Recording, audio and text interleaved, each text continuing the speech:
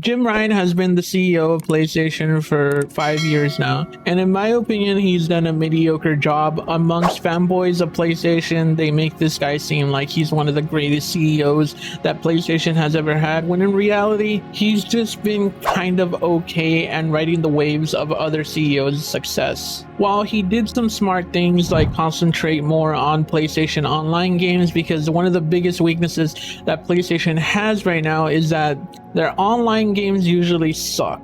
He led to some acquisitions that has defined this generation with Insomniac and Bungie games. And if it wasn't for those acquisitions, PlayStation really wouldn't have anything to play right now, considering the fact that Insomniac has released like 3 games in that short amount of time, and it wasn't only Spider-Man. And the acquisition of Bungie really led them to be able to expand their online games and take Bungie as a consultant when it comes to their future online games, which to be honest with you, don't know if that's a good thing or a bad thing, considering all the drama that Destiny brings in.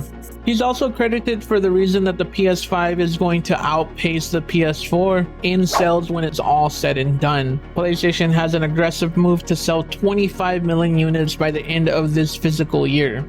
And while PlayStation is celebrating all-time highs in their business, with relations with its fans, it's really kind of had an up and down, considering the fact that he made PlayStation raise their prices in their games and their online services, which to a lot of people was kind of a slap in the face. It was PlayStation and the developers themselves in the past that promised that games would be a lot cheaper, and the only reason games cost so much was because of Blu-rays. Jim Ryan's reasoning to why games went up in price was because the cost to produce these games have gone up while the price of games has not. While it doesn't make sense in my opinion why they raised the price of games, Blu-rays doesn't cost that much to make, and to put it in a plastic box doesn't cost that much as well. Not to mention that games probably cost the same amount in their digital store and refuse to sell any digital CD keys to anybody because of the fact that they want to pocket all the money to themselves. Jim Ryan is also credited with raising the prices to PlayStation Plus, and another slap in the face considering that the console generation just came around. And on top of that, raising the price of PlayStation overseas in order to make up for the fact that there was an in-demand console that everybody wanted. While I don't think Jim Ryan really was that much of a plus for PlayStation, it was more like a mediocre run. He was more riding brand recognition and the waves of other CEOs of things that they did before him.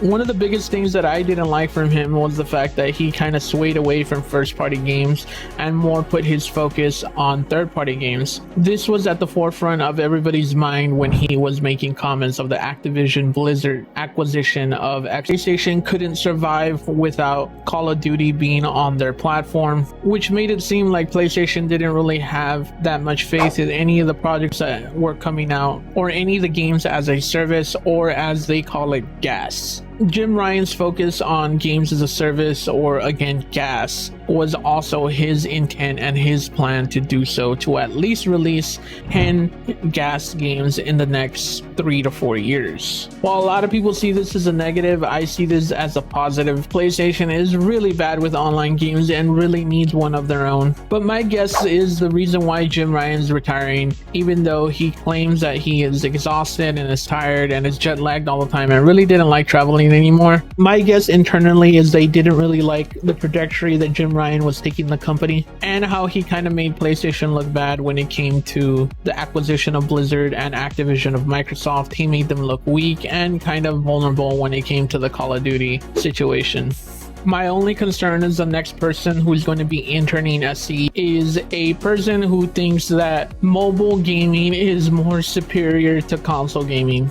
And I'm not talking about mobile gaming as in a PlayStation Vita or a Steam Deck. I'm talking about full-on phone mobile gaming is more superior than console. That is very concerning, and I hope that the next person that they pick is a lot better than that guy, because there is no way in hell that that guy can stay as CEO on PlayStation without causing major shakeup in the company, which I hope they quickly move on another CEO. The question is, who? Make sure you guys like, comment, and subscribe. Let me know who you think the next CEO is going to be.